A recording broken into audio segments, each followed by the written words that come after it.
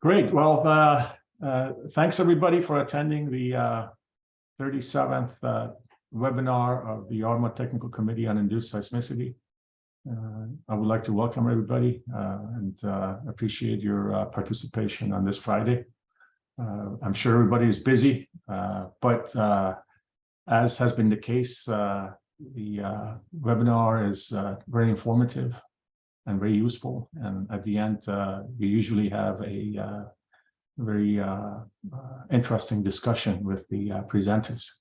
So with that, I hand it over to Sean to introduce the speakers. Great, thanks, Ahmad. Yeah, so welcome everyone. And this week we're really excited to have Lei Jin and Bill Curry from ExxonMobil presenting.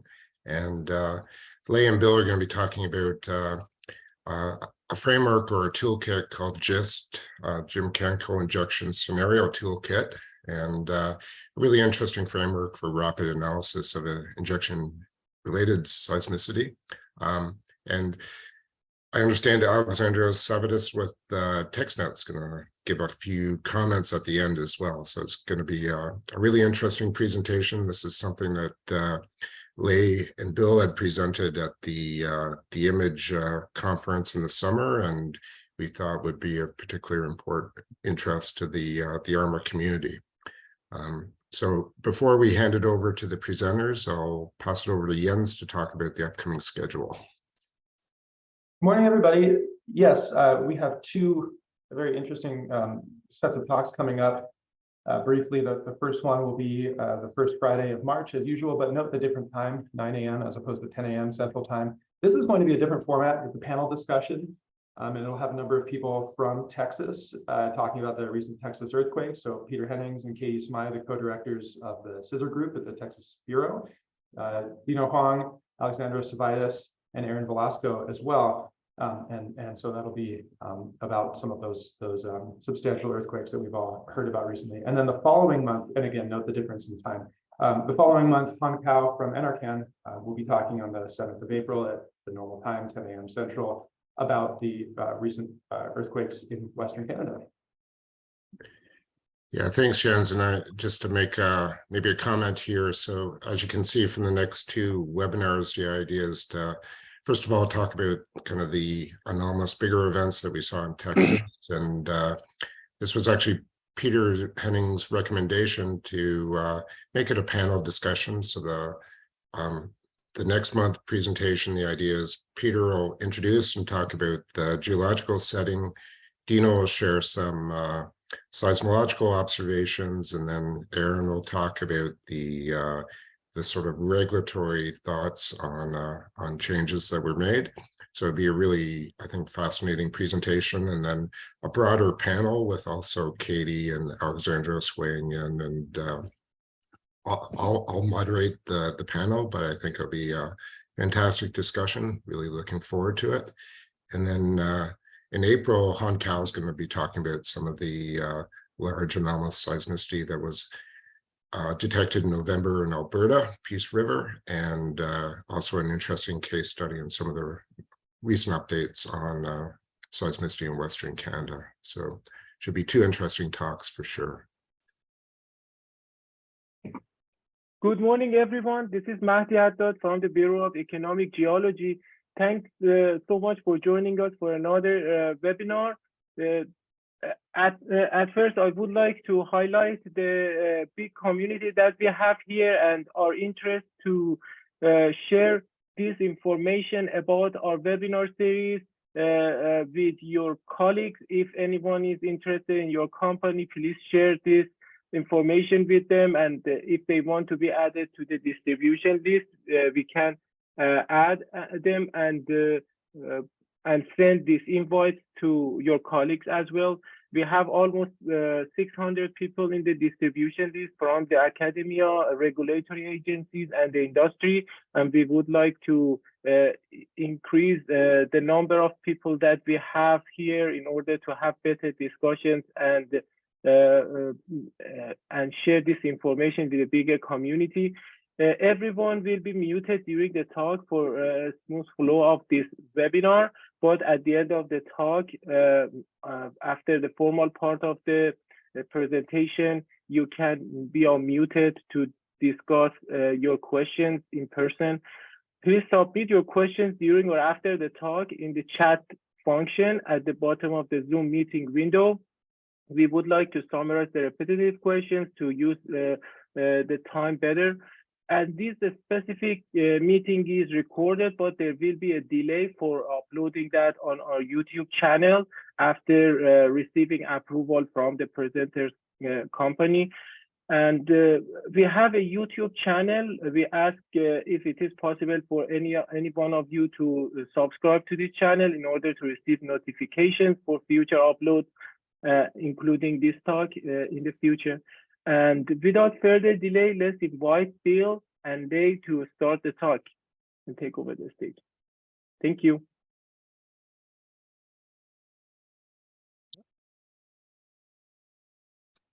Okay, have you started sharing? Sorry, everyone. Share my screen.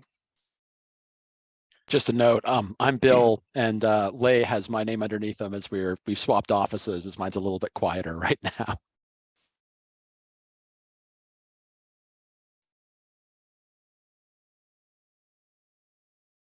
All right, can everyone see my monitor? Yeah, it looks good, Lei. All right, good. Okay, so thanks everyone for attending this webinar. And today my colleague Bill Curry and I are gonna talk about the development of a geomechanical injection scenario toolkit, which we call GIST, for performing rapid hydrological and geomechanical analysis of injection-related earthquakes. And before we start, I'd like to acknowledge our collaborators at Stanford and UT as are listed here. Okay, so we all know that fluid injection into the subsurface can potentially induce seismicity. And one prominent example from the past decade is Oklahoma. In the past 5 years or so, seismicity has also been rapidly proliferating in New Mexico and Texas. So here we're looking at a map of the Permian Basin in green. These purple stars represent around 7,000 disposal wells that are operated by hundreds of different operators, and these are disposing fluids into different formations at different depths. And these brown to yellow points represent over 20,000 earthquake events that were reported by different sources. So just to highlight a few earthquake sequences, here we've got the Paducah sequence, and here we've got the Gardendale sequence and Stanton sequence near Midland. So all of these earthquake events have triggered some interesting interactions amongst operators. Here in West Texas, in Culberson County and Reeves County, lots of earthquakes are going on. So most recently, the week before Thanksgiving last year, a magnitude 5.4 event occurred a little bit to the west of Mentone, Texas. And this is by far the third largest earthquake event ever to be recorded in the history of Texas. And here's a USGS shaking intensity map you're looking at based on different community reportings. Exactly 1 month after, there was another earthquake that occurred, and the magnitude was 5.2. So Bill is going to tell a story about this earthquake later. So when an earthquake sequence happens, and if in the meantime, if the maximum event magnitude exceeds a certain threshold, then the regulator would empirically draw some contours around that earthquake sequence, and we refer to that as the SRAs, seismic response areas. So obviously, you can see some politics-induced discontinuities in these SRA distributions, and also the SRAs that would involve with the occurrence of new seismicity. For saltwater disposal well, depending on its disposal depths and also depending on which two SRA contour lines that well is situated in between, the operator must curtail or sometimes even shut down that saltwater disposal well. So to meet the regulatory requirements. Here is an example related to that 5.4 event. So prior to the occurrence of this event, there was an SRA already in place. And after this event, the SRA was further adjusted, and it impacted a total of 78 active disposal wells in the area. And the operators of the deep disposal wells in that area eventually has agreed to further half previously agreed upon total disposal volume. So these are real impacts on operations. So in this kind of responding to seismicity processes, there are currently two major challenges. The first is that operators have limited time to respond, typically less than 90 days.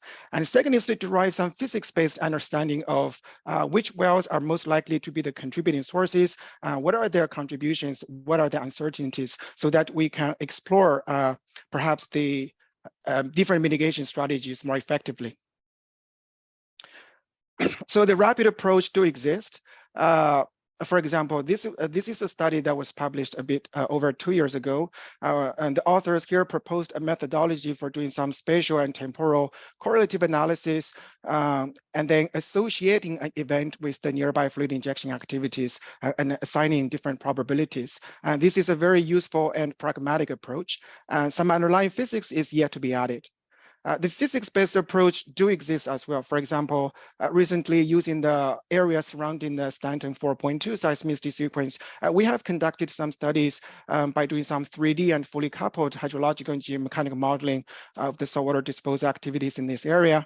And here on the right, you're looking at a very nuanced finite element model that we've created. This model contains 3 different disposal zones at different depths, 2 non-disposal zones, and also the basement at the bottom. And this model also includes a very comprehensive fault network that we derived from seismic interpretations.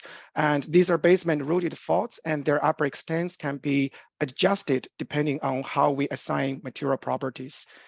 And furthermore, for each of these faults, we've also modeled 2 classic fault zone permeability structures. One is this permeable structure, the other is the sealing structure. A sealing as in transversely across the fault. And lastly, we've also figured out how to model those roughly 200 disposal wells using direct source terms. And then we implement this nearly 4 decades long injection history. So just for illustration here, we're going to take a look at the pore pressure and stress changes that occurred within the deep disposal zone while considering this permeable fault zone structure. So here they are. On the left, you're looking at the pore pressure changes, and on the right is the coolant stress change. So here the coolant stress is calculated using the orientation of our inferred seismogenic fault, which is this branching fault here. And here 2 points are worth mentioning. The first is that these pore pressure and stress changes you see here are indeed collectively due to the saltwater disposal activities in all the disposal zones. It's just that on this color scale we're showing here, those perturbations resulting from the shallower wells are a little bit hard to see. And the second is that these magenta contours represent a critical coolant stress. So with some uncertainty range around it. And this is the critical coolant stress that we derived from a detailed in situ stress model. And you can refer to the manuscripts here for some details. So here we're taking a snapshot at the event origin time. So what you're looking at is that the distribution of the critical coolant stress indeed agrees very well with the distribution of seismicity in this area. So this essentially captures one potential triggering scenario. And by tracking the history of this coolant stress, we can get a pretty good sense of which wells are the main contributing wells. So we know who are the operators to talk to in order to design an effective response plan. So this is very high effort finite element modeling. It took us several months to complete. Along the way, we have to address a lot of issues like meshing and solver stability. So not every operator has the capacity to do so. So from a rapidly responding to seismicity perspective, this is not a very pragmatic approach neither. So there is a tool called FSP, fault slip potential, that was jointly developed between Stanford and ExxonMobil. So operators are likely to be familiar with this tool. So what a FSP does is to either deterministically calculate the critical pore pressure to slip on a bunch of faults in a given stress environment, or probabilistically calculate the fault slip potential on those faults given an arbitrary injection scenario. FSP is very fast because it's based on linear pore pressure diffusion analytical solutions for the linear pore pressure diffusion, and combined with some linear Coulomb faulting theory. And it's designed for screening and risking purposes, not for responding to seismicity. So our goal here is to develop this GIST responding tool. It's going to bear some resemblance to FSP in that it's going to be fast and based mostly on analytical solutions. But it is also going to carry a lot of differences. The main difference is that instead of only doing hydrological modeling, as is done in FSP here, we're going to do both hydrological and geomechanical modeling, and in a fully coupled manner. And the second is that we're going to further consider hydraulic full anisotropy, and this is motivated by finding at least a way to account for those faults, which obviously would have some impact on your pressure and stress distributions. And second is that this tool is going to be designed for a whole different set of purposes, and that is to rapidly evaluate different triggering scenarios, understanding the contributing sources and their relative contributions and the uncertainties. And ultimately, we want this tool to become useful in the design of a seismic response plan and explore different potential mitigation strategies. Okay, so here we're going to elaborate a little bit on the physics behind GIST. The model configuration we consider here consists mainly of this porous permeable formation, and that is laterally infinite, has a constant thickness, is hydraulically bounded at the top and the bottom by two impermeable formations, and most importantly, it has homogeneous material properties. At least these are the simplifications we are making for this current version of GIST. And the saltwater disposal well is modeled at this line source, a vertical line source discharging to this formation. And to hydraulically characterize this formation, we need a list of parameters. Now, this seems like a very lengthy list, but some of these parameters are actually constant or relatively constant. So in the end, it really boils down to three key parameters of the rock formation that we have to do a very good job at characterizing. And those are the permeability, the porosity, and the compressibility. And the injection rate, of course, is reported by the operators, and you can pull directly from the public database. So having those parameters at hand, we can calculate some very useful parameters, namely the storativity of that formation and also the transmissivity. So storativity is unitless, and transmissivity, which scales directly with this permeability tensor, has the unit of meter square per second. And the diffusivity tensor is simply defined as the division between these two. And also, it will be very useful to understand a concept called the Wells function. So this is a very standard exponential integral, and you can find this in many mathematical handbooks, and sometimes it's also referred to as the E1 integral. Okay, so the first physical process we can consider is, of course, pore pressure diffusion, which is governed by a mass balance law. So the solution to that mass balance law is going to be, has been extensively studied in groundwater hydrology. And so here we're going to list two or introduce two classic solutions. Both were derived for continuous constant injection. So the first solution is derived by assuming hydraulic isotropy, and that is the expression for the hydraulic head here. It relates to the injection volume rate, the transmissivity, and also the Wells function. And the input to that Wells function has to do with your storativity and a so-called self-similarity variable COSI, which is space and time dependent. And here you can see the solution is axisymmetric. Now, the second solution is derived by further adding hydraulic full anisotropy into the model. So here, this is done through a two-step substitution. The first is to substitute that transmissivity, T, with a T bar in the denominator here. The other is to substitute the input to the Wells function U with a U bar. And this has to do with how you adjust the definition of this self-similarity variable. In real life, the injection rate is never constant. So we want to derive solutions for a variable injection history. So here is a schematic illustration of that injection profile. Here we've got different time intervals. From interval to interval, the injection rate is different. And within the same interval, it's constant. So taking the ith interval, for example, here we can model this interval through the superposition of two continuous constant intervals, one spanning from ti-1 to t here on the positive side, the other spanning from ti to t on the negative side.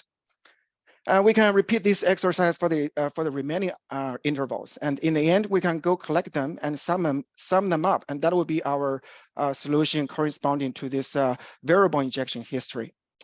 And similarly, we can do the same in the case of hydraulic anisotropy, except we're going to use these basic solutions here provided at the top. And in between isotropy and full anisotropy, there's another case called simple anisotropy, and that is essentially described by removing those two off-diagonal elements from this in-plane permeability tensor. And by making certain stipulations regarding the beginning of the injection, also by ignoring one term or two at the end, our general solution provided here is going to reduce to this specific form of simplified solution. And this is the solution that was published in 1980 in the JGR paper in the 1980s.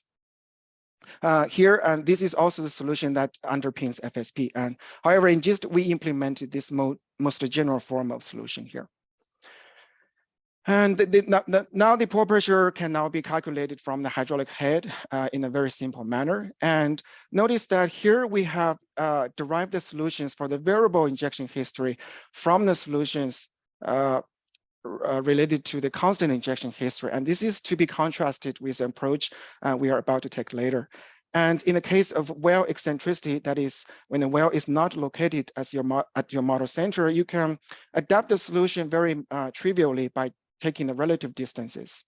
And finally, in the case of multiple different wells, as long as we stay in the regime of linear pore pressure diffusion, we can superpose over those different wells. All right, I guess for this audience, we all know that in concurrent to pore pressure diffusion, there is another physical process called pore elastic stressing. So in this case, there will be some stress changes, not only in the near field, but also in the far field where you see there's no substantial pore pressure change. And these two coupled processes are now being governed by a modified mass balance law that is fully coupled with a quasi-static force balance law. And the way the coupling works is that the negative pore pressure gradient, which is pointing from the high pressure to the low pressure, is acting as a equivalent body force to generate a full stress tensor. Whereas on the other hand, a fraction of that volumetric changes is going to translate to some additional fluid storage capacity to enter that transient term in the mass balance law. This conservational PDE framework was first derived by Biot in the 1940s and then subsequently re-derived by Rice and Cleary using some physically more interpretable parameters. There are quite a few classic solutions to these coupled pore elastic PDEs. Perhaps the most well-known solution is offered by Rudnicki, where he considered this homogeneous isotropic porous media that is linearly diffusive for the pore fluid and also linearly elastic for the solid skeleton. He also further considered two configurations. The first configuration is constructed by applying this instantaneous mass impulse Q0 at the center of this full space. So the surrounding medium is going to feel different amount of perturbations depends on where and when, and we refer to that as the impulse response or transient pore elastic range functions. So here is an example of that impulse response by supplying this solution with a bit parameters. So here, so we're looking at three variables as a function of the radial distance away from that source, and that is the pore pressure in yellow, the total mean stress, that is also your first stress invariant in dashed blue, and also the second deviatoric stress invariant or square root of J2 as a function in solid blue. So what you observe here is that first the mean stress and then the pore pressure, they're diffusing together forward, whereas that deviatoric stress is generated almost instantaneously and can be felt in the far field immediately. And also notice the non-monotonic nature of this deviatoric stress. So what this means is that the greatest differential stress is not felt at the center, but rather at a certain distance away. Further, you can see that in the near field, the pore pressure dominates, whereas in the far field, the deviatoric stress dominates. And also because this is a mass impulse, so after it disappears, those perturbations we see here are also collapsing away from the source. So this is the impulse response, which will be very useful as we will show later on. And we want to get the solution to the continuous mass source. So this continuous mass source can be represented by a series of discrete mass impulses that are lined up in time. So what we need to do here is to simply integrate over that injection history. And this actually has been done by Siegel and Liu in 2015. And here is an example of that. And here you can see all the variables and they become monotonic over distance and they're gradually increasing over time. Okay, so this is this configuration is useful because it's going to serve as a reference configuration we can fall back on and get some sanity checks, but it's not very directly applicable to our case. So we want to consider this configuration. So here, Rudiniki actually considered this configuration by applying this line source impulse at the center of this cylinder, and along the axis of that cylinder, a plane strain assumption was made. And here is the impulse response. So one major difference you notice here is that we start to observe the geometric effect here, because this deviatoric stress evolution is no longer that hump, but rather following this S-shaped curve. And similarly, we can integrate over the injection history to obtain the continuous solution, and that is visualized here. So here I want to make a cautionary note because the plane strain assumption along the vertical direction will introduce some conservatism. The vertical normal stress obviously will be overestimated. And this is something to be very mindful about, and it's something we can improve upon in the future version. And here the continuous solution is actually derived from the solution corresponding to a mass impulse. So this is very different from the approach we did for the pore pressure diffusion. Okay, so to describe these two coupled processes, we now need a different list of parameters. And so here, instead of 3 key parameters, we now need 5 key parameters as are listed in this red box. And those are the permeability tensor, as well as 4 independent parameters for characterizing pore elasticity. And those are the shear modulus of the rock, the drained and undrained Lame's constant. Alternatively, you can use drained and undrained Poisson's ratio, and also the Biot coupling coefficient. Alternatively, you can use the Skempton's coefficient. And also in the context of pore elasticity, the hydraulic diffusivity is now defined in a different manner, but still it scales linearly with the permeability tensor. And so in the case of isotropic permeability, here is what the coupled solutions look like. So this is the pore pressure solution, and that is the in-plane total stress tensor, which has 2 normal components, 1 shear component. And so this is essentially done by just integrating those impulse responses over time. And this is the out-of-plane normal stress, which can be calculated through simple linear scaling using this drained Poisson's ratio, and that's the self-similarity variable. So here, this Q prime here represent your injection data. So this is the injection mass rate per unit length. So from your injection data, which is typically reported as the volume rate, you will have to do some conversions there. In the case of anisotropy, here we can go back to those impulse responses and do some similar substitutions. Specifically, it's going to be a 2-step substitution for the pore pressure and a 1-step substitution for the tensorial stress. And then you can integrate those impulse solutions to get the continuous response. And I'm not going to elaborate over the details. And the injection data here, because it is highly fluctuating, so this is the numerical integration over time here has to be done. The integration over time has to be done numerically. So essentially, this is a semi-analytical, semi-numerical solution. All right, so in GIST, we're going to offer both pore pressure diffusion as one option, and the coupled pore pressure diffusion and pore elastic stressing as another option. So you might be wondering whether these two are independent from each other or are they somehow related. So here we're looking at the expressions of the isotropic pore pressures in the 2 options. And for now, they do not look anything alike. For the first expression here, under constant injection scenario, if we substitute in the expressions or definition of storativity, transmissivity, and diffusivity, then this expression would collapse to this consolidated form shown here. In the second expression here, we can also substitute in the definition of that fluid mass source per unit length. And then this expression is going to integrate to this closed form expression. So here, it becomes evident that these 2 solutions are exactly the same, as long as we anchor these 2 options to a common hydraulic diffusivity, that is to set D equals to C. And here is an example. So here we're injecting at a constant rate of 10 kilogram per second, and we're holding that constant injection rate for 30 days. And this is the pore pressure solution plotted over the radial distance and over different time steps. And the parameters we're using is shown here. So this is for the constant injection. So what about for the variable injection? So it turns out that the equivalency between these two expressions can also be verified numerically for a variable injection scenario. And here's an example. So here is an arbitrary injection profile, and on the right is the pore pressure solution. So this, the uncoupled pore pressure solution is shown on this solid line. The color indicates time, and the coupled pore pressure solution is shown at this magenta line at the same time step. As you can see, they're always the same at any given time step. And the equivalency between the pore pressure, anisotropic pore pressure solutions can also be verified in a similar manner, and I'm not going to elaborate on the details.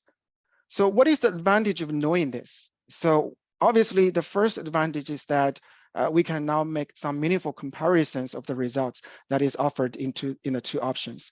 But perhaps most importantly is that we can now use pore pressure diffusion to parameterize pore elasticity by equating the two diffusivities.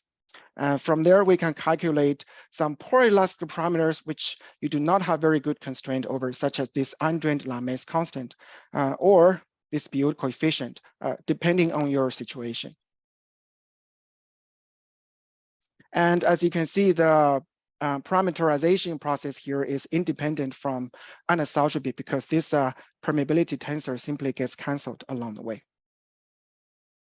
All right, so here we're going to contextualize what we have discussed so far with an example. So here we're going to, starting from pore pressure diffusion. So here we're going to show some animations. The top row corresponds to a constant injection scenario, whereas the bottom row corresponds to a variable injection scenario.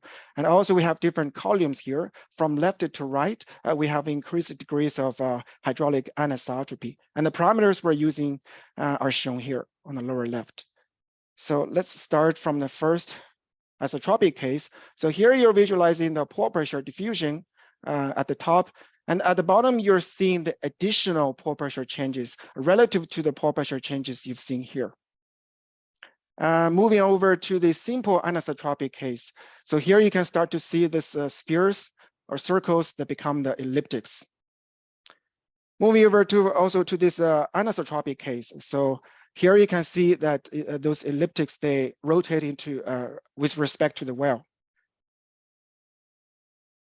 And finally, we are considering another general fully anisotropic case. So this is here the difference is that here we are making the numbers negative on the off-diagonal elements, and also we're making the numbers a little larger. So here you can see that the elliptics that rotate into different quadrants, and the aspect ratio becomes higher.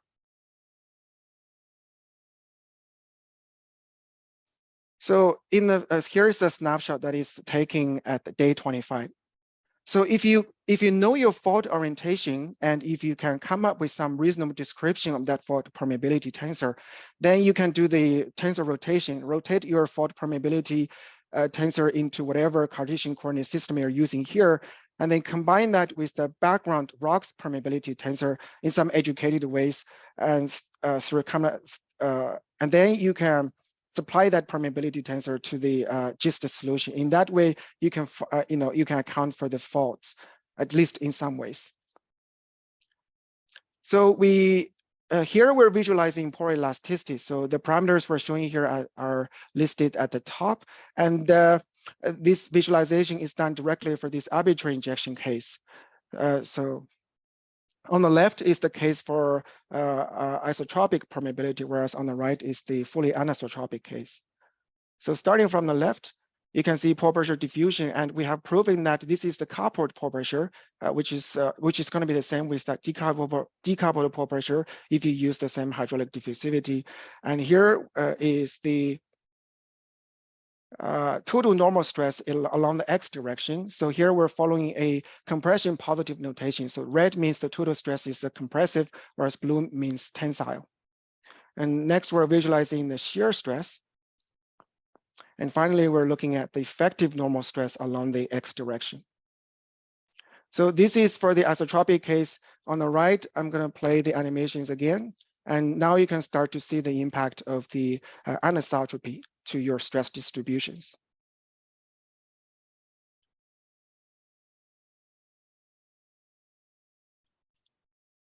And here's a snapshot at day 25. So we visualized different components of the stress tensor. We can also visualize the stress invariant. So that is plotted here, pore pressure, and the total mean stress here, the deviatoric stress, and also the simple mean effective mean stress. The point here is that the mean stress is diffusing together with the pore pressure, whereas the pore elastic deviatoric stress obviously outpaces the mean stress and pore pressure and can be felt in the far field. Similarly, on the right, we're visualizing the effect of hydraulic anisotropy.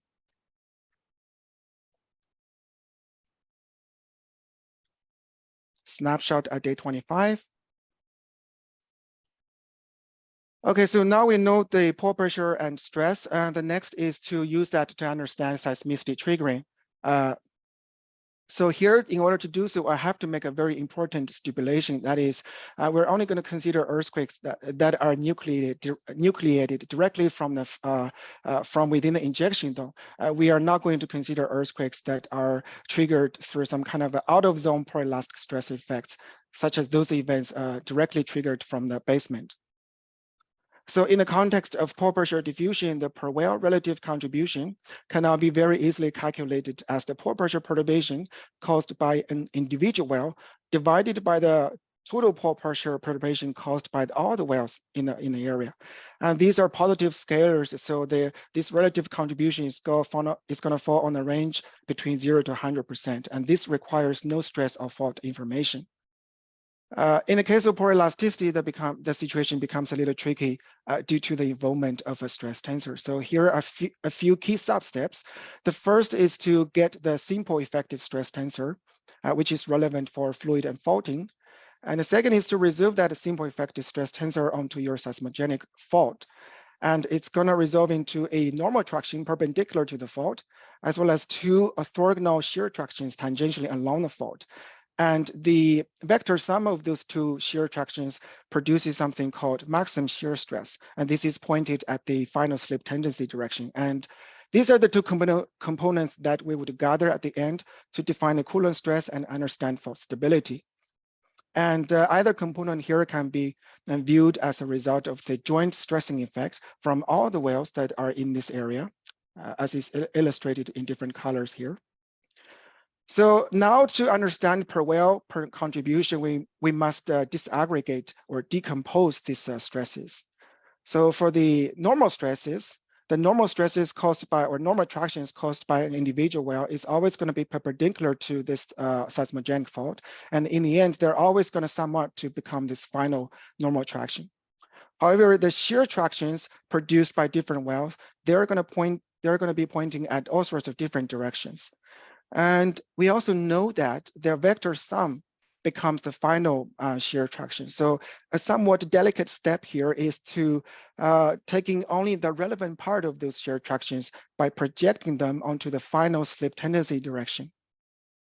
And finally, we can define this seismicity triggering stress, which is very similar to Coolant stress, except now we're only taking the relevant part of the shear traction.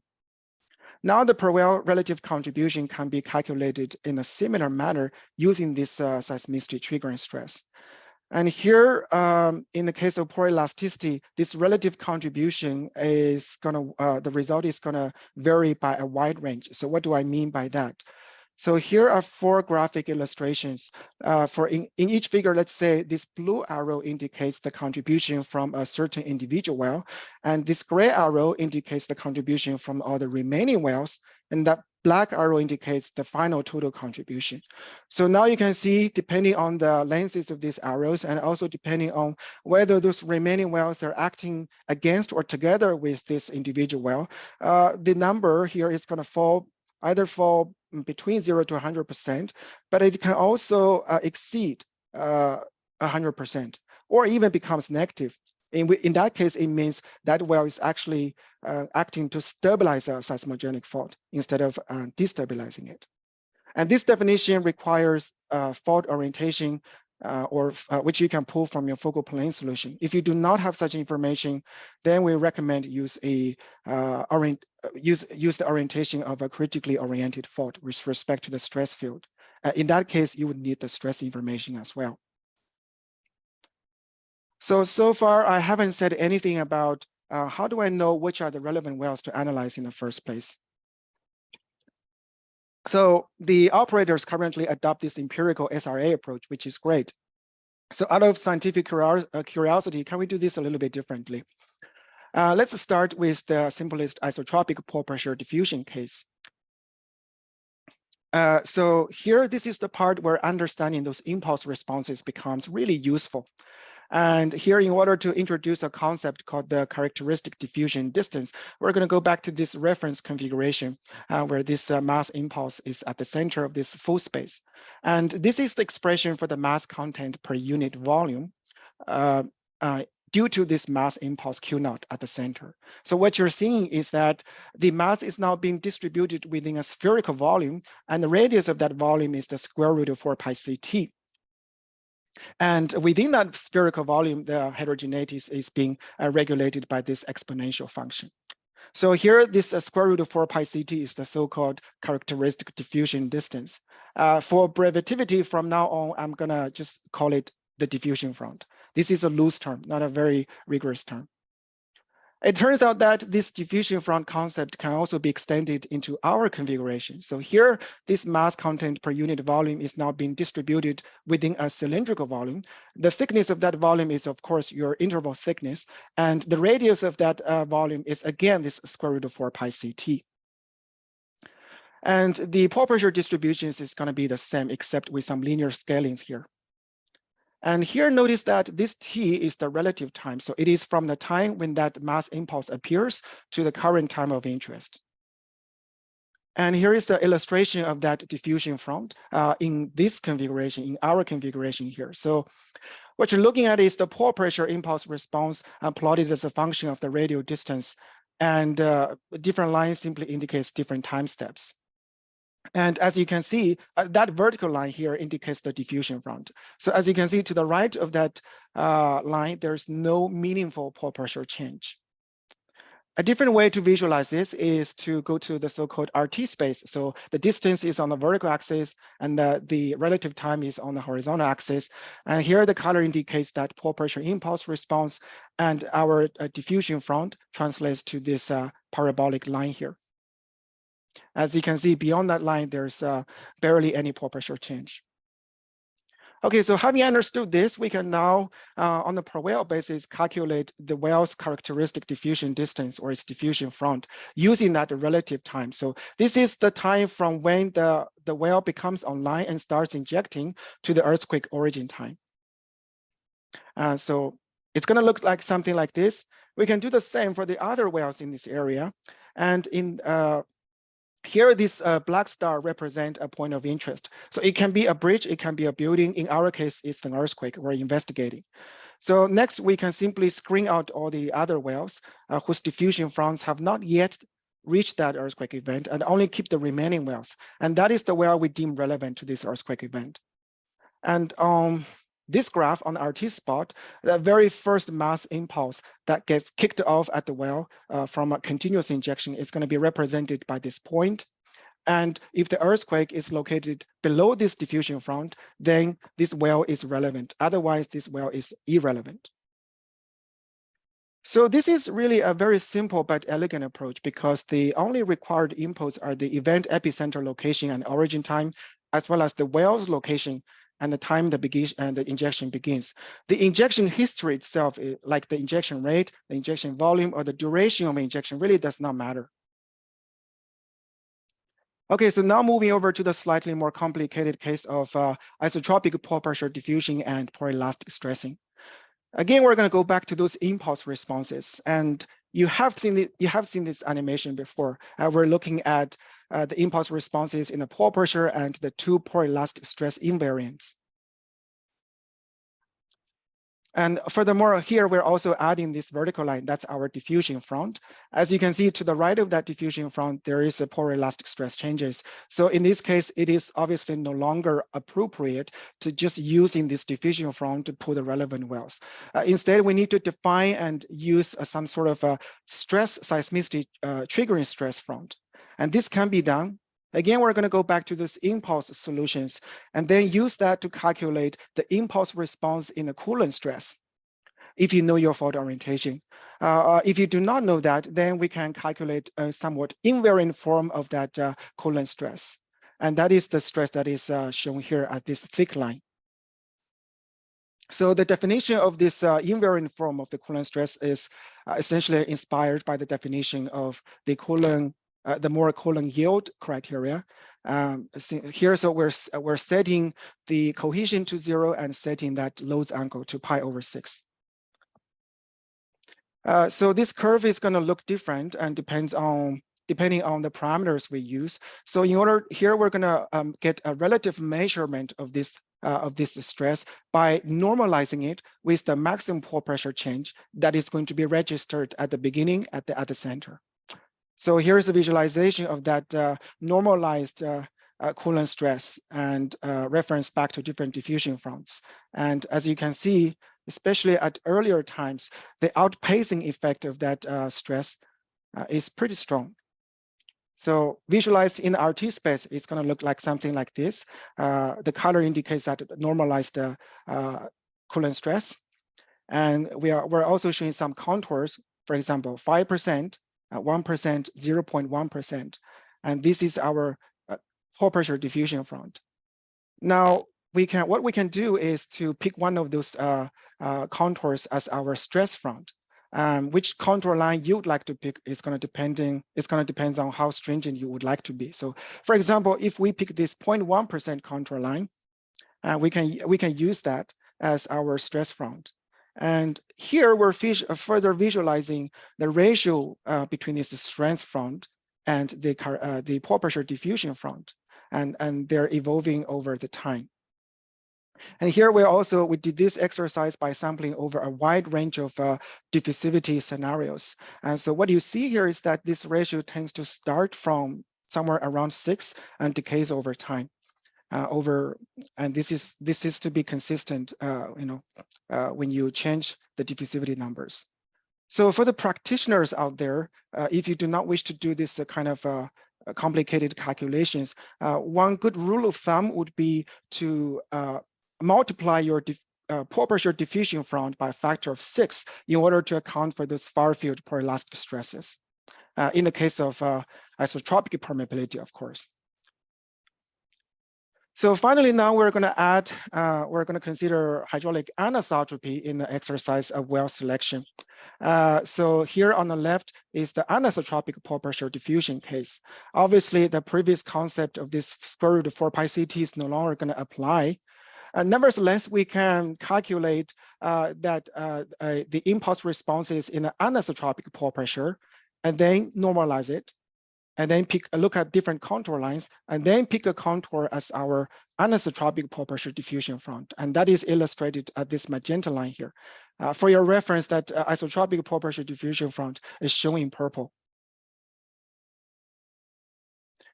Similarly, on the right, we are now looking at the anisotropic impulse responses in the poroelastic stresses and their invariants. And from there, we can calculate the final normalized coolant stress impulse response in the coolant stress. And we picked this 0.1% contour line as our seismicity triggering stress front. And it looks like a Neptune like this. So here is an illustration of how adding anisotropy and considering poroelasticity is going to impact our well selection. So here on the left, we're looking at the anisotropic pore pressure front, and that is the isotropic pore pressure front. On the right, that anisotropic pore pressure front becomes the anisotropic stress front, this Neptune-shaped contour. So let's say this is a snapshot that is taken at day 25. So let's say at this day, there are 6 earthquakes that occurred. So for some earthquakes, for example, this earthquake number 3 shown here, this well is always going to be irrelevant to this earthquake because this earthquake is sufficiently far away. For other earthquakes like this earthquake number 5, this well is always going to be relevant because this earthquake is sufficiently close. But for the remaining earthquakes, you can see, depending on what kind of physics you would like to consider, this well may or may not be relevant. So this just highlights the importance of understanding the physics properly in order to capture those relevant wells. Okay, so the final step is to incorporate uncertainties into the model. So here we're summarizing 2 types of uncertainties. On the left is something we call scenario uncertainty, and this largely arises from the uncertainty in the earthquake depths. So because the earthquake depth is going to depend on the recording stations on the surface, it also is going to depend on the velocity model. So here we're going to, so in case of an earthquake, we're going to treat it as either a shallow triggering scenario or a deep triggering scenario, and we're going to run the program independently. The other type of uncertainty, of course, is the parameter uncertainty. So here we have 2 sets of parameters, one for the shallow interval, the other for the deep interval. And for each parameter, you see some uncertainty ranges around some base values. So to account for this, we can do some Monte Carlo simulations by just randomly generating the parameters on the specified ranges.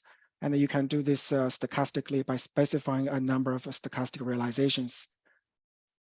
Okay, so that concludes the theoretical part. And I'm going to handle it over to Bill, and he's going to tell you a story about that earthquake.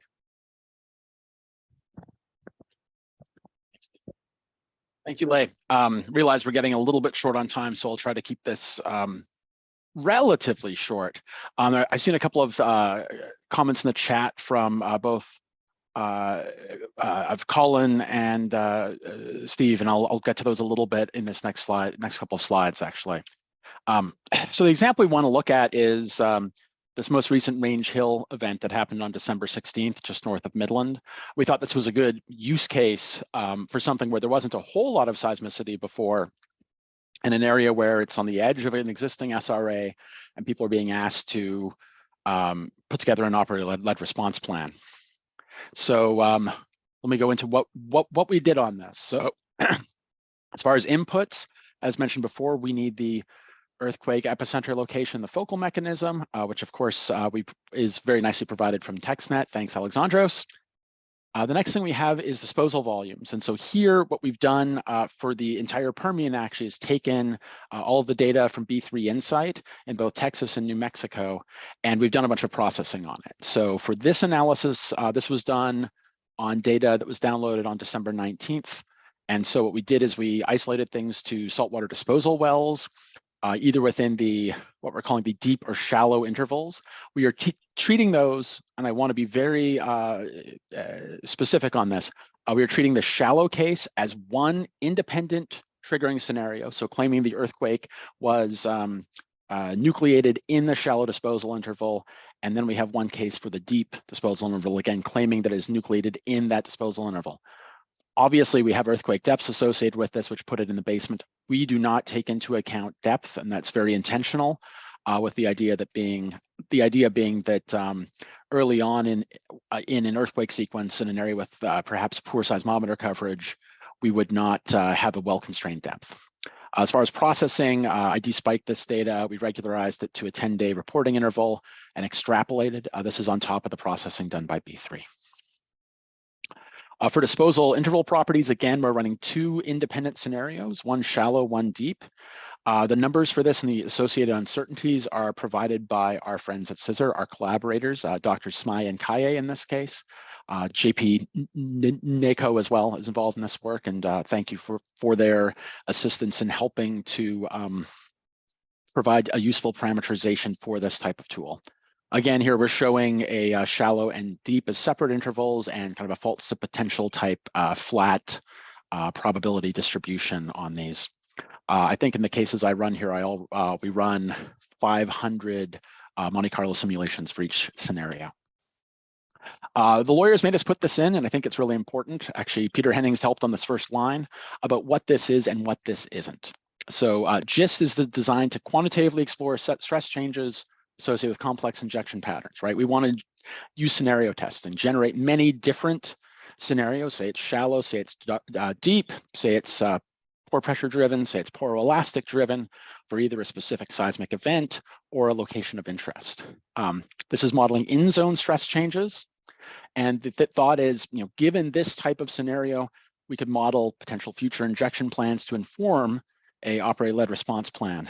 We also want to help quantify the impact of uncertainties, both in earthquake parameter or earthquake information, as well as reservoir and geomechanical parameters. This is not a blame assigning tool. This is not deterministic. This is not an attribution tool. Again, our lawyers may just underline this, and I think it's important to stress this. As one of the things mentioned in the questions by Colin was asking about accounting for changes in the interval thickness associated with production or injection, we don't do that. This makes a lot of assumptions, and the goal of this is to be simplistic, something that you can run that takes a few minutes, provided you get parameters. You can then iterate on those parameters and give sanity checks. So this is right now assuming it's homogeneous. It is not, obviously. The other big one, and this is something that Mark Zobak has mentioned to us at length and we wholeheartedly agree with, is this only looks at certain inducement scenarios that are in zone, that are either pore pressure or poroelastic. It does not consider fluid migration to the basement, does not consider out of zone poroelastic stressing. It does not consider those alternate scenarios. You can think about this as aleatoric variability versus epistemic uncertainty, right? We're trying to address these a little bit, but there's still plenty of work to do. A bunch of examples we're going to show now, the first of which is for shallow disposal wells only and assuming only pore pressure. So this is the result of the Range Hill event, where you can see the top 10 wells that are sorted by their mean potential contribution, along with their variability are shown here, along with the histograms of those associated percentages, if you will.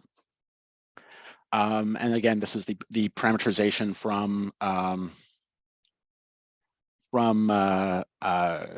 that's been provided by Scissor. We can then look at the deep scenario. The deep scenario is a bit more straightforward because there's one well very close to the event epicenter that dominates the contribution for this parameterization. One thing I don't show here that's going to be important later is the overall pressure or stress changes. Here, deep is about double what shallow is, and these are in the neighborhood of about, this one's 0 to 50, this one's about 30 to 100 PSI. So that's the relative numbers that we have coming out of this. There have been some recent discussions and workshops and the like about the permeabilities perhaps being quite a bit higher in the subsurface than we were originally thinking. And so for another scenario, we took all of our permeabilities in our model and added a 0 to them and said, well, what would a high permeability case look like?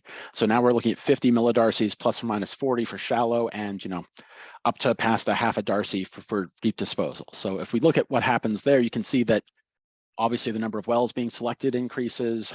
Also, the distribution of pressure contributions changes and gets more spread out. That's also the case for the deep, and you can see that we go from one well clearly dominating to now it's kind of a couple wells, 2-3 wells based on the injection history. Also, the overall pressure changes between a shallow inducement and a deep inducement scenario are roughly similar.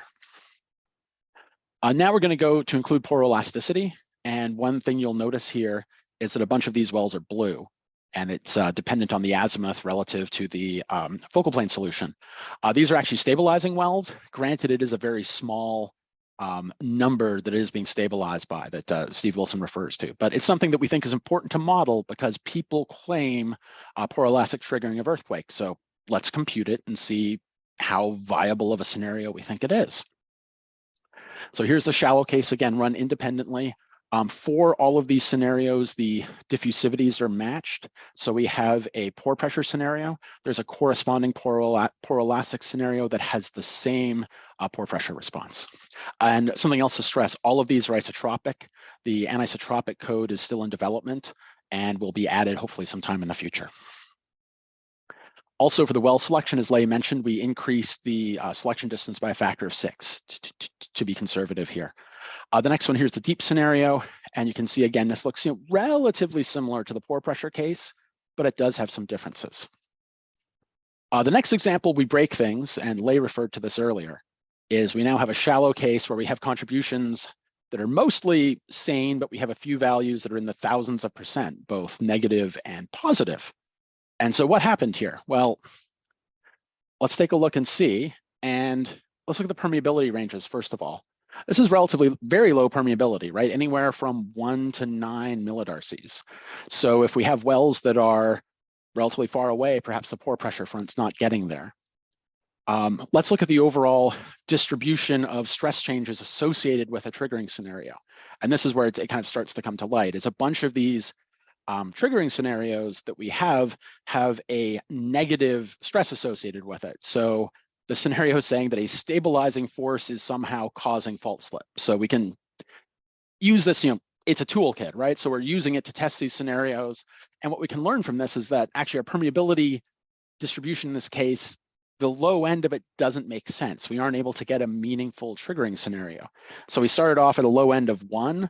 It should probably be above 2 or 3 millidarcies in order to have a valid triggering scenario for shallow disposal. Of course, assuming shallow disposal is what caused this, right? This is scenario testing. This is not causal attribution that's in any means definitive.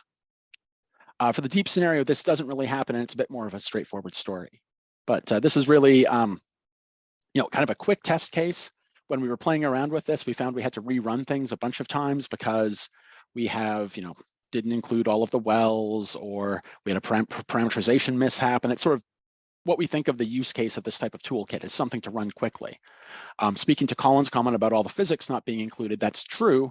And we've run high effort physics, but doing this beforehand can help inform and kind of QC and prepare you to build a more high effort modeling case. And so we view this as a toolkit that's something kind of in between, right? As we don't want a definitive answer out of this by any means. Going on from here, we have a summary and future work that I think Lei wanted to talk about a bit, and then time for Alexandros. Thank you for your patience with this running a bit long. Lei, are you able to unmute? Yes. Okay. So yeah, just to summarize, here we've got two analytical solutions. One is the solution for the decoupled pore pressure diffusion. The other is essentially a semi-analytical, semi-numerical solution for the pore pressure diffusion coupled with pore elastic stressing. And both solutions were derived for a hydraulically bounded interval under certain assumptions. And we considered full hydraulic anisotropy, and the injection is modeled as line source. And the pore pressure part of that two solutions are proven equivalent as long as we use a common hydraulic diffusivity tensor. And yeah, so we can use that as to perform geomechanical analysis of injection-related earthquakes. And we've presented or proposed different criteria depending on the physics that we'd like to consider for selecting the relevant wells based on those impulse responses. And this is independent from your injection history. And we also quantified the relative contribution ranges based on continuous responses over an injection history. And along the way, we have addressed the delicate issue of the stress disaggregation under pore elasticity. And the computation is done in a probabilistic manner, and it's done only at the event epicenter over that injection history. So this is relatively fast. So ultimately, we want this tool to become very, very useful in assisting your seismic response plan. Great. So we have a bunch of potential use cases here. We're thinking of running this over a grid. We could potentially use this and attach this to Dietrich modeling to think about hindcasting, forecasting type approaches, or for use in PSRA. There's a bunch of things we're thinking of going with this. And for future versions of the code, including heterogeneity, at least in some manner, is a high priority. Clearly, alternative triggering scenarios as well are things that come into play. As far as the code, Alexandros, I'd love to, if you could take over on that, and thank you for your patience with us. Yeah, thank you guys, and very nice presentation, Bill and Lei. Appreciate it, and thanks everyone for staying late for a few minutes. Just first of all, to thank also our team here at the Bureau working on this. I want to clarify one thing before I go into the code. When we talk about seismicity rate hindcasting, the tool is designed in a way that it calculates statistical information about the likelihood of an earthquake to occur in a specific location. Now, these processes was clearly underlined by Lei and Bill. It doesn't include the out of zone of realistic stressing. It doesn't include also any type of earthquake to earthquake triggering. So that is a big challenging thing when we talk about seismicity rate current casting. We can calculate possibility of earthquake occurring in a specific location based on the changes in the model of the on the pore pressures and including anisotropy as well. But we don't, at least for this time being, planning to include the earthquake to earthquake triggering in that case. Now, the code the current version is gonna include the isotropic, and the anisotropic is forthcoming. It is as a collaboration with Exxon on developing this. This will be available as a web-based open source toolkit through our website, where we have developed other tools as well. And you will be able to run it through our and use it directly through our website. So all available injection data and parameterization will be there. But of course, you will be able to add your own parameters if you want to make a test. And of course, as soon as this is available, we welcome collaborations and feedback, because that's important for us. Thanks, Alexandros. I think that's what we've got for the talk. Again, thanks for those of you who are who've stayed on. Great. Well, thank you, gentlemen. We did run a few minutes over, and we'll just maybe hold questions here for a moment. Anyone that wants to stick around, I guess I'll volunteer Bill and Lei and Alexandros' time to maybe stick around a few minutes for what I'm sure is going to be kind of discussion. So I'll just quickly comment before I kind of wrap this up. But first of all, I think looking at the collaboration with FSP, for instance, that was really similarly an ExxonMobil initiative, in this case with Stanford. That's a great example of open source toolkit that's really broadly used. And I think it's really in the spirit of ARMA to do that, making geomechanics accessible to a wide community for a very specific problem. And I suspect, I know questions I have myself around the use cases are probably going to be a really strong point of discussion here. But thank you, gentlemen, for going through all this material. And I'd remind everyone that the next webinar is set up for March 3rd. It's going to be at 9 o'clock. And again, I think a very interesting panel discussion around some of the recent anomalous seismicity in Texas with Peter Hemmings, Katie Smythe, Dino Hong. Alexandros is going to be on it, as well as Aaron Velasco. So it'll be a really good discussion, I think. So thank you, everyone. We'll see you in a month's time. Stay tuned. Watch for Marty's emails with the invitation and the information. Have a good day, everyone. And stay warm. And I think it's cold across North America. I can stay for any questions if someone has. I mean, maybe we should go through the chat. Yeah. So actually, just quickly before we do that, I guess I have one, and I think the obvious kind of technical questions aside, with calibration and the confidence that we have the right degree of physics kind of built into the problem, I think is obviously an important one. But just in terms of the use cases, might be worth just starting with the discussion around the use cases. So Bill, you nicely framed it, that it's meant not to be a blame tool or just deterministic kind of attribution, but I guess, how do we control that? How do we stop? It seems like it's just set up in that direction. That and maybe one scenario would be more of a simplified scenario testing with kind of more arbitrary geometry, maybe, and injection volumes instead of kind of specific seismic events and specific wells. But I'm sure it's something that you guys have thought a lot about. We have, and the more I've been thinking about this, the more I think about kind of like the use case of FSP, right? As a naive person could look at FSP and call it an earthquake prediction tool, which is what it is not, right? But because here we're in often case talking about real seismic events, it's an easy jump to make. I think part of this is just the way we write the code. We want to never put out a single scenario, because none of these scenarios are going to be definitive just by the nature of all the limitations that people have been talking about. The thought is here that we can maybe get bounding on potential ranges of scenarios, or we can also use this to better think about what data we need to collect to better constrain these types of models. And clearly faults and anisotropic permeability, those types of things are very high in our mind. Another thing for a use case, I think, is lead into something that's more high effort from the physics point of view. So Lei did a whole bunch of modeling work on Stanton last year. And if we had something like this beforehand to guide it and understand what kind of scenarios would be more worthwhile of checking versus not, it certainly would have helped the development of something like that.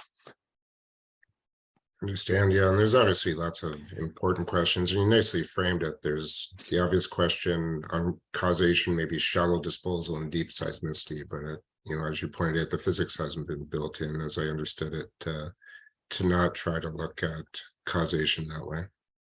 That's something, I think there are lots of other tools for doing that, and we could do that in the future, but we were first thinking of this initial case of we think we know what the causal factor is. How do we come up with a response plan? The first step of a response plan is probably a future injection is probably trying to figure out what happened leading up to this point. Sounds good. So maybe going to the chat. So Colin, I don't know if you want to unmute yourself and ask, but yeah, okay. Hi, Colin Sayers here. I thought it was a great talk, and the review of the theory was excellent. Very clear, fantastic slides. The concern I had was about the plane strain assumption. It wasn't quite clear to me what you meant, because you can think of 3 orthogonal planes. So which plane were you talking about? I think it might have been that the upper and lower boundaries were prevented from moving vertically. And we know from 4D work, 4D seismic work on injection depletion of hydrocarbon reservoirs, that we see strain. We see time shifts in the overburden with evidence for strain in the overburden. So this is a concern. And you mentioned Rudnicki, and he has a solution for an ellipsoidal injection volume or a depletion volume that you could use to simply account. I mean, it would assume a homogeneous overburden, but it would be, I use this to make a quick look tool for time-lapse time shift changes in the overburden. So, you could look at, as a simple implementation using Rudnicki's ellipsoidal injection volume, which would match very nicely really with the ellipsoid that you're getting from the saturation and pressure change, about, permeability being a second-rank tensor. So any comments on that? Those are great comments, and they're noted. Yeah, that's a really constructive suggestion, Colin, about using Rudnicki's other solutions. So thank you. That's hopefully this type of framework could potentially incorporate those sorts of approaches. So I guess moving on in the chat. So Steve Wilson has a question. Steve, are you there? Do you want to? Yeah, thanks, Sean. Yeah, Bill, Lei, absolutely stunning presentation. So well done on that. I was just wondering, and I know that Bill maybe mentioned it, that in some of the earlier slides when Lei was going through the poroelastic changes, some of the values you were quoting are fractions of a Pascal.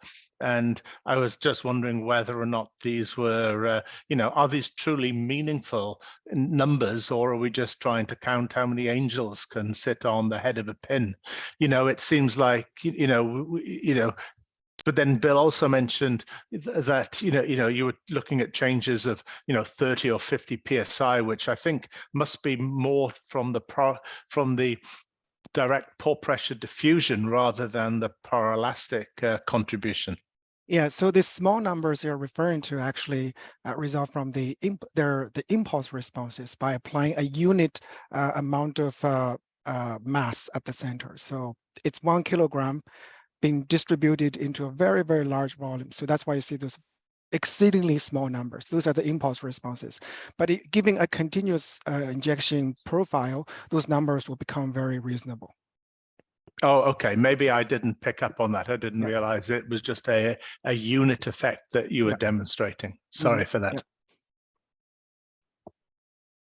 Thanks, Steve. I guess further on the chat, Jaeyoung Park has a question. Jaeyoung, are you there? Would you like to unmute?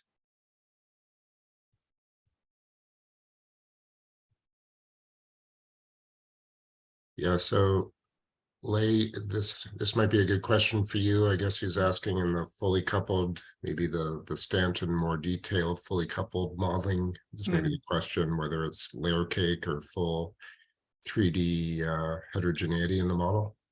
Yes, you're right. That numerical model was a layer cake type of model.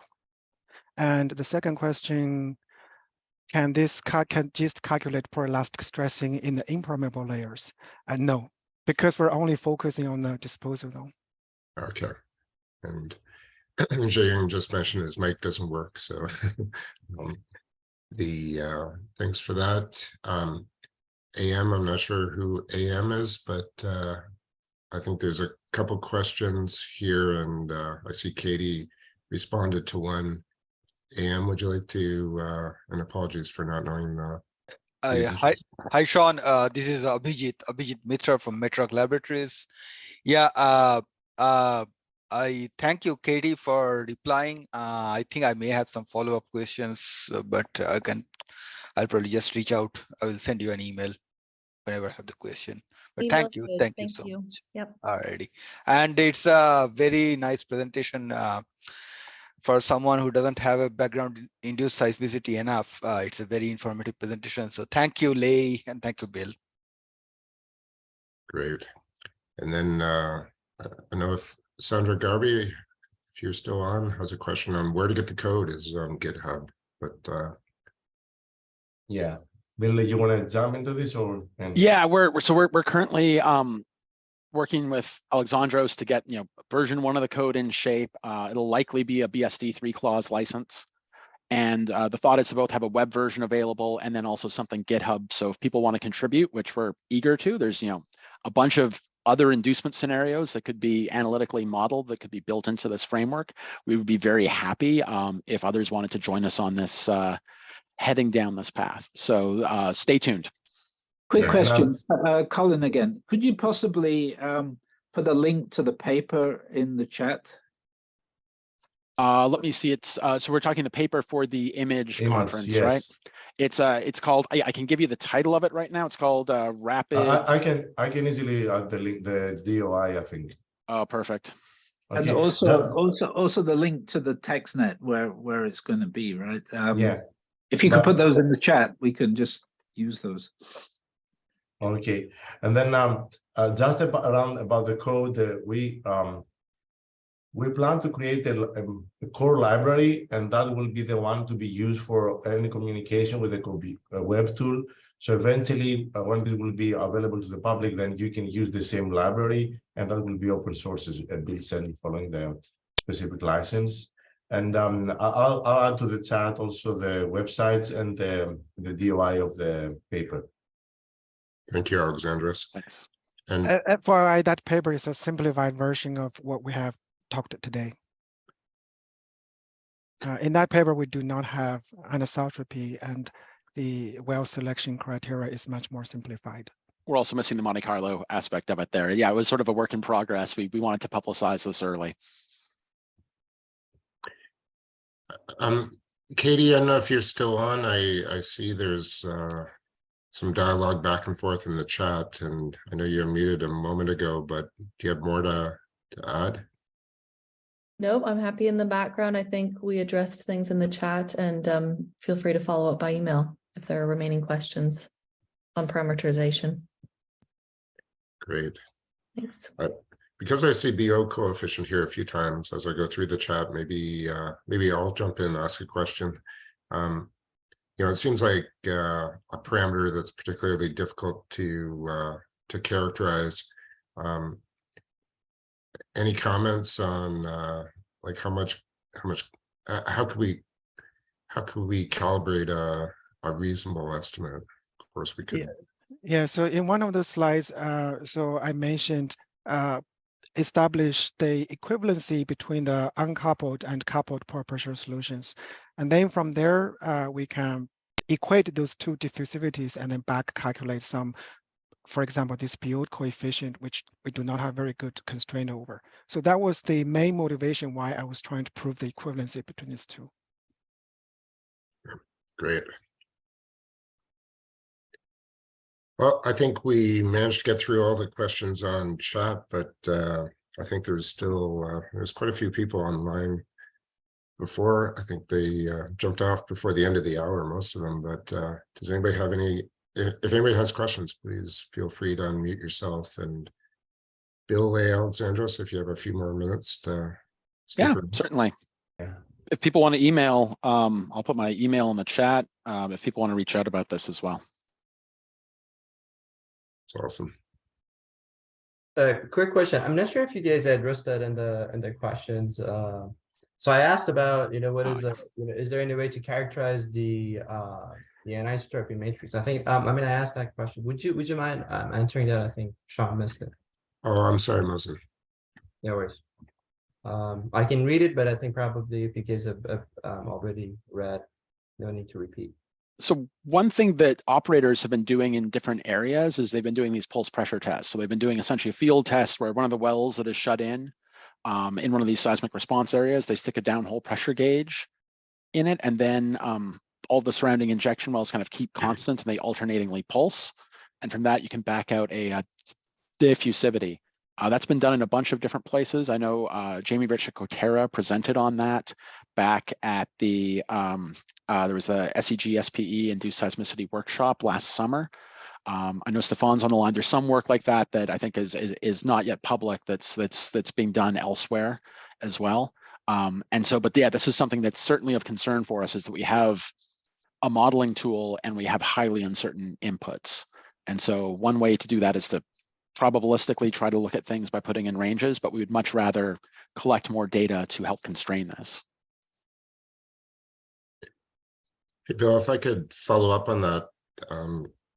So, I think if we look at the framework of the operator-led response plans that have been put in place in various areas, Stanton included, I think the great thing about them is having the contingency plans that if there's later seismicity, of kind of a framework of what to do. And maybe that's kind of I would suspect you've thought of this, but in that sort of scenario, maybe there's a good application for scenario testing, not only at the original onset, but later on as there's maybe continued seismicity or restarted seismicity. Could you comment on that? Yes. Alexandros might want to, because he just mentioned earthquake to earthquake triggering, and there's a bunch of physics there that we're not accounting for, and so that's why we get a bit nervous when we talk about events beyond the initial event. I don't know, Alexandros, if thanks, Bill. I think look, from the earthquake physics point of view, we see that there is an earthquake to earthquake triggering even in the same rupture zone when it is activated. Okay, so that's might accelerate or decelerate the seismicity in the area, so it might affect the seismicity rate. It might affect even a bigger event. So in that case, I think what will be great is if someone would like to test it, try to test it, to use this tool in an individual case where you don't have a lot of earthquake activity in the area. That will be the great thing.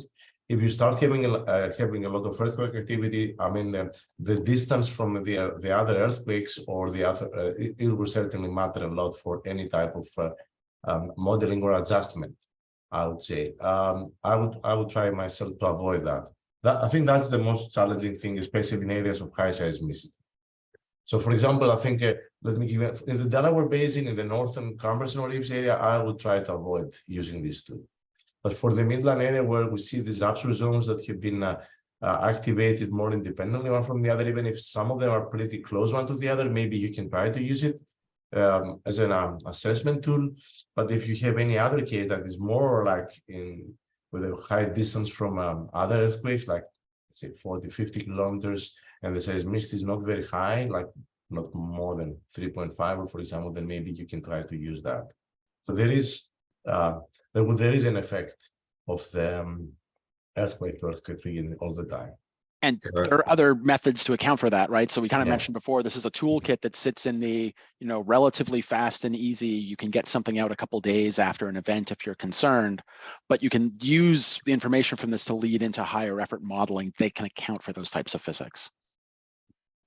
Yeah, to Alexandros's point, and I mean, I'd be interested in his thoughts on this. Both the anomalous magnitude 5+ events that we saw late in 22 both seem to have good aftershock sequences that could maybe be investigated in terms of just co-seismic slip on the main shocks. Yes. And maybe even that would be right for a similar tool of just kind of aftershock sequences. Yeah, but for the range hill event that Bill just presented, that's a different case. We don't see a lot of foreshocks. We don't see a lot of aftershocks. We see seismicity that started more than 18 months ago, and before the range hill event, but the earthquakes were very small, like magnitude 0.5. So it is really a different, let's say, Sure. scenario than compared to what we have seen in other areas. Right.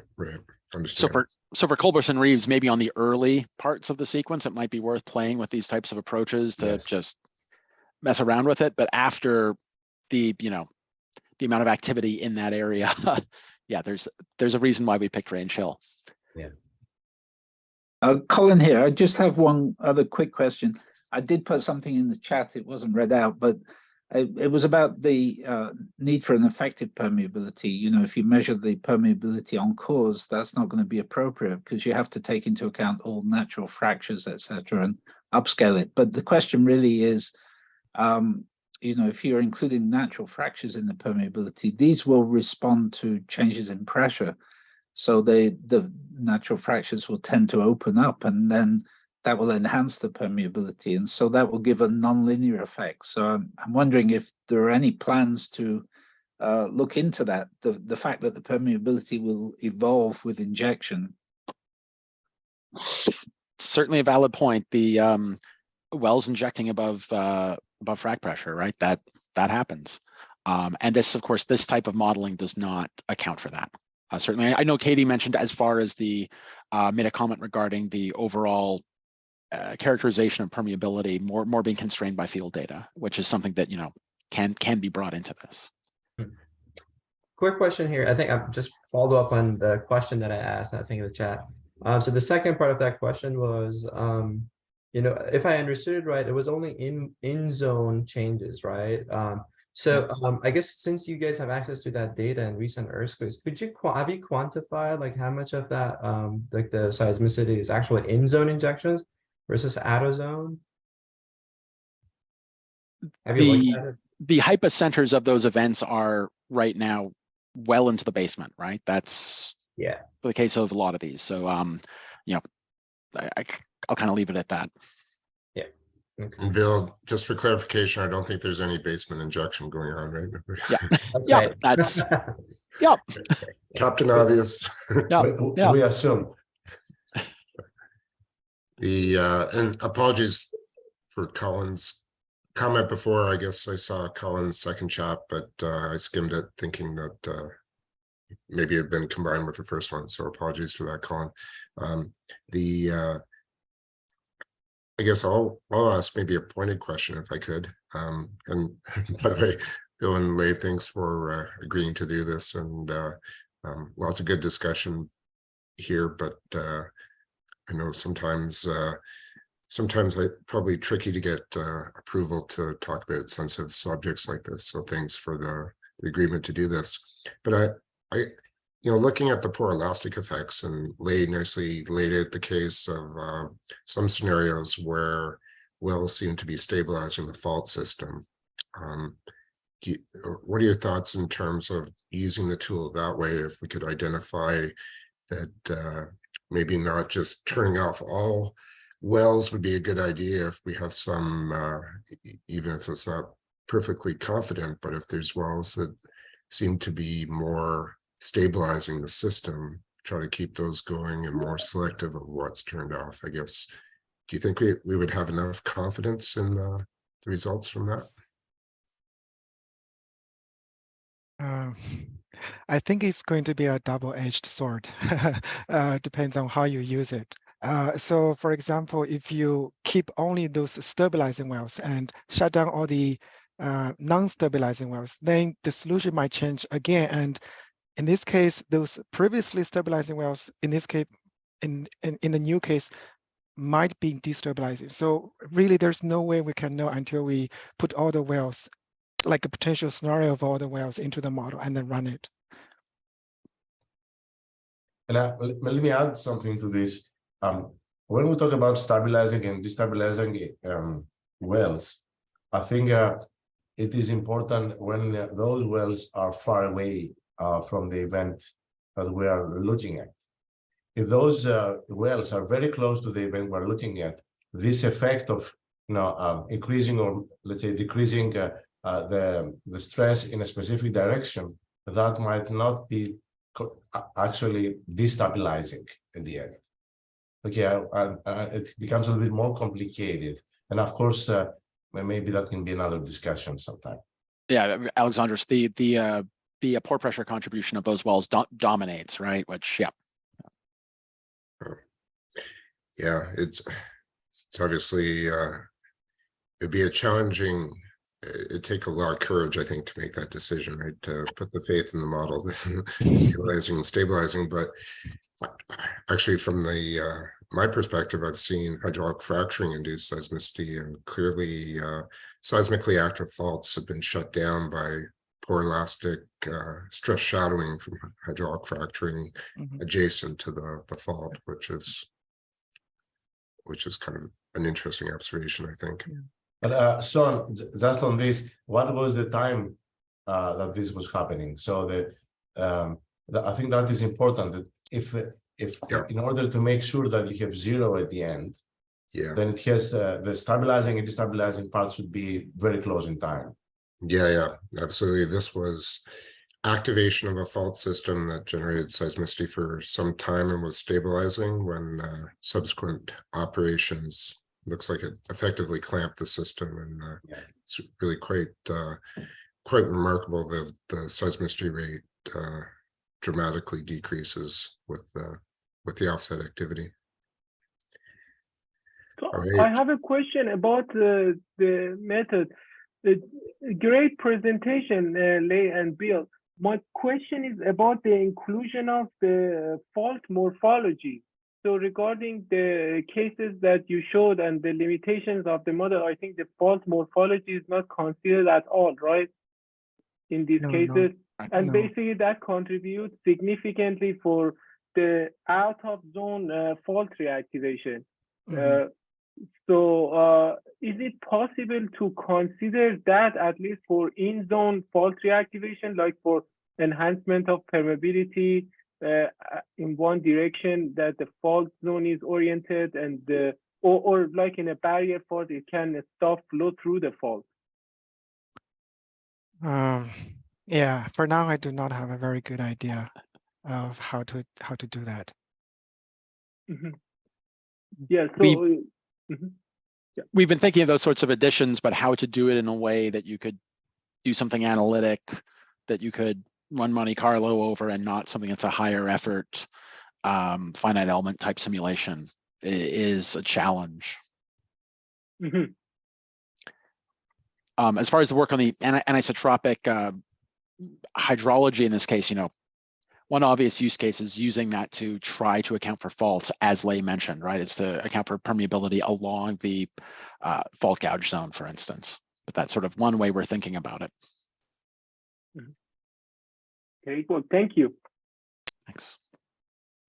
Well, Bill, Lei, I don't think you quite win the prize for the most number of attendees during the talk, but you do win the prize for the longest post-presentation discussion. So well done, and thanks for first of all agreeing to do this. This was it's a great piece of work, and as I kind of alluded to, I think directly aligned with kind of the ARMA mission. So it's it's a great showcase for ARMA and a great, lots of interest and lots of discussion. So thank you so much both and Alexandros for helping us out.